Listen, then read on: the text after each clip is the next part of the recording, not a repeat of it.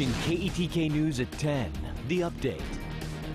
Good evening and thanks for joining us for KETK News at 10, The Update. I'm Kara Pritchard. Daniel Pierce has the weekend off. Well, the big Sunday of football ended tonight with the Houston Texans hosting the Colts right here on KETK. Sports reporter Garrett Sanders now joins us with a look at what went down at NRG Stadium tonight. Garrett? Kara, the Texans have been blown out the past 2 weeks and need a win tonight, not only to get back on track, but to help their standing in the AFC South. And they needed overtime to decide this one after a great throw by Brock Osweiler to Jalen Strong set up Nick Novak from 33 yards out. Novak knocks it through, and the Texans win it. He missed a PAT earlier, but made up for it here. The Texans win it 26-23. Houston now takes a 4-2 record into their bye week before they will take on the Broncos on Monday Night Football. Of course, we'll have more highlights from that game later on in crunch time, as well as how the Cowboys dump truck the Packers at Lambeau Field. Kara, back to you. All right, thanks, Garrett.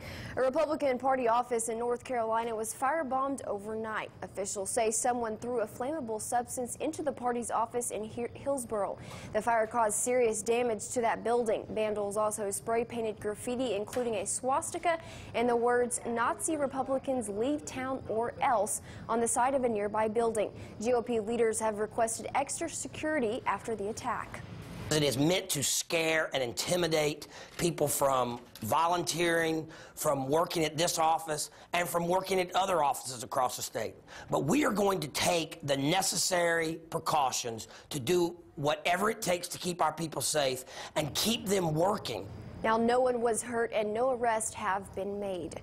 Now, Trump blames that attack on Hillary Clinton. He sent out this tweet on Sunday, quote, "Animals representing Hillary Clinton and Dems in North Carolina just firebombed our office in Orange County because we are winning," end quote.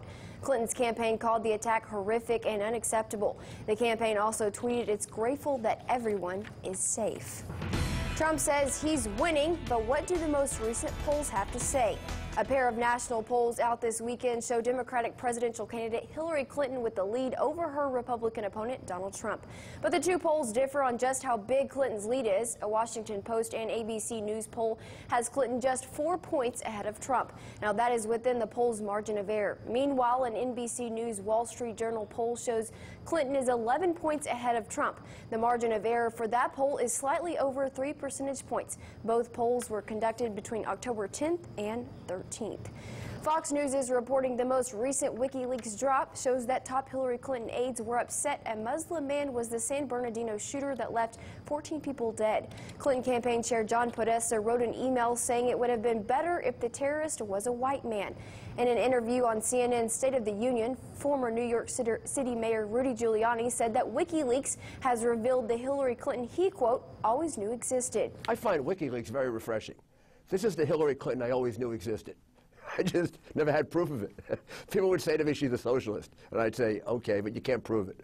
Well, she was in Canada. She's talking to the Canadian bank or whatever. She says, I like your system, your socialized system of medicine a lot better than ours. He continued saying he has always known Clinton was, quote, a liar and a phony. Well, more than 15 million Texans are registered to vote this year. Now, this is the highest number of registered voters the state has ever had.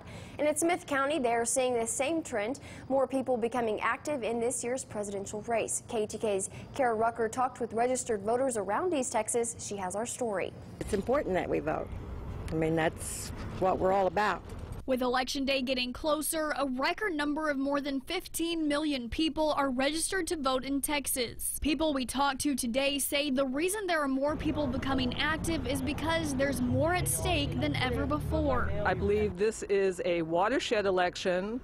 There are so many things at stake, especially the Supreme Court, national sovereignty, our economy, military, health care. Shall I go on?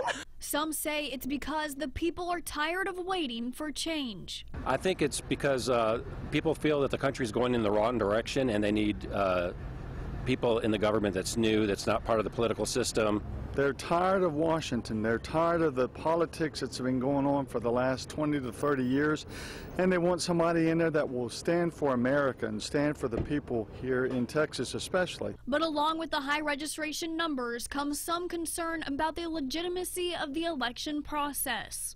there's always going to be some type of voter fraud. I don't know if it's as widespread as, you know, some people believe. There's been a lot of voter fraud for a long time.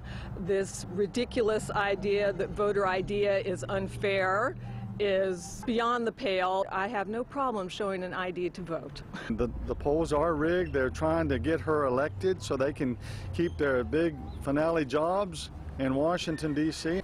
I hope that whoever wins will win fair and square. Kara Rucker, KETK News.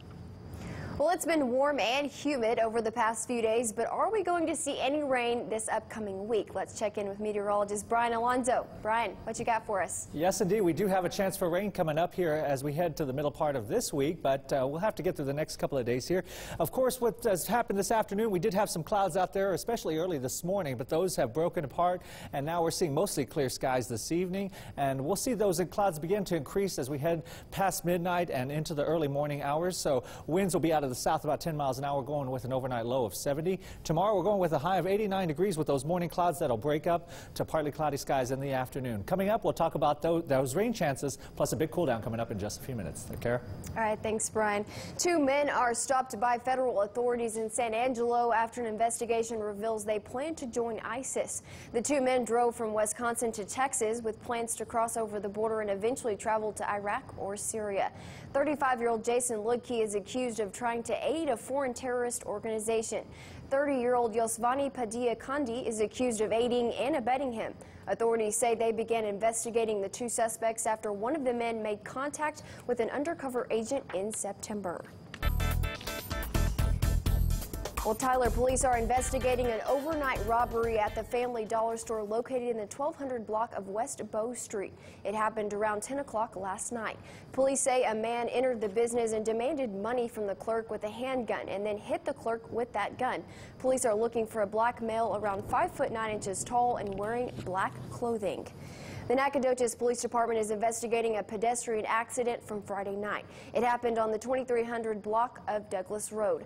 Officers tell us when they got on scene, they discovered 58-year-old Anthony Upshaw had been hit by a vehicle. The driver left the scene but was later identified by investigators. Now, Mr. Upshaw was taken to a hospital in Tyler with very serious injuries. Still to come on KETK News at 10, the update. East Texans are mourning the death of a 2-year-old boy who inspired everyone with his brave battle with cancer. And